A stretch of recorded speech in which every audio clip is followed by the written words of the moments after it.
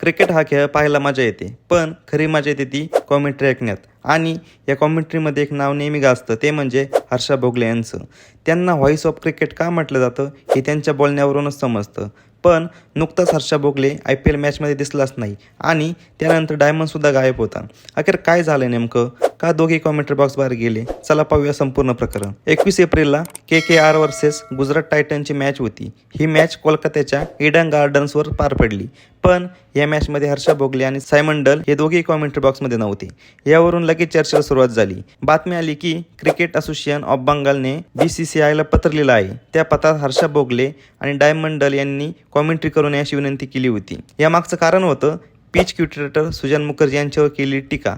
हर्षा आणि डल यांनी आधीच मॅचमध्ये पिचवर टीका केली होती. त्यामुळे CABने थेट त्यांना कॉमेंट्रीवरून दूर ठेवण्याची मागणी केली. CABचा एक अधिकारी म्हटला, ही बाब फक्त KKRच्या होम मॅचपुरतीच मर्यादित असेल, पण क्वालिफायर किंवा फायनलमध्ये परिस्थिती बदलू शकते. सीझनच्या पहिल्या मॅचमध्ये KKR विरुद्ध RCB सामना होता. त्याआधी अजिंक्य राणेने पिच स्पिनरसाठी अनुकूल असावं अशी मागणी केली होती, पण पिच क्युरेटर सुजान मुखर्जी यांनी ती मागणी नाकारली.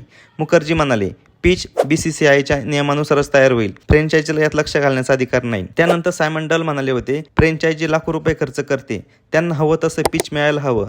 तर हर्षा भोगले म्हणाले, होम टीम खेळत असेल तर त्यांच्यासाठी अनुकूल पिच असायला हवं. हे दोघं फक्त आपलं मत व्यक्त करत होते, पण तरीही त्यांच्या विधानामुळे वाद निर्माण झाला. हर्षा भोगले यांनी स्वतः ट्विट करून स्पष्ट केलं की माझं नाव कोलकात्याच्या कॉमेंट्री रोस्टरमध्ये नव्हतं. पहिल्या मॅचसाठी मी होतो, पण दुसऱ्या मॅचसाठी मी नव्हतो, कारण कुटुंबात आजारी व्यक्ती होती. म्हणजे त्यांच्या अनुपस्थितीचं कारण त्यांनी स्पष्ट केलं होतं. पण तरीही चर्चेला उधाण आलं. BCCI कॉमेंट्रीवर अन्याय करतंय का असा प्रश्न निर्माण झाला. आधी इरफान पठाणवर कारवाई झाली आणि आता भोगले आणि डल यांच्यावरही. मुळात वाद आहे फ्रँचायझी विरुद्ध स्टेट असोसिएशनचा. कॉमेंटेटर फक्त त्यांचं काम करतात, पण संघटनांचं राजकारण आता माईकमध्ये घुसतंय.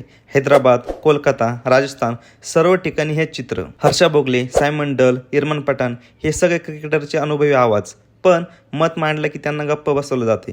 म्हणून प्रश्न असा आहे की पिचचा वाद संपणार कधी आणि कॉमेंटेटर्सला दोष देणं कधी थांबणार? या संपूर्ण प्रकरणावरती आपलं मत काय हे कॉमेंट बॉक्समध्ये लिहायला अजिबात विसरू नका. आणि अशाच माहितीपूर्ण व्हिडिओसाठी आपल्या YouTube चॅनल महाराष्ट्र लाईव्हला नक्की सबस्क्राईब करा.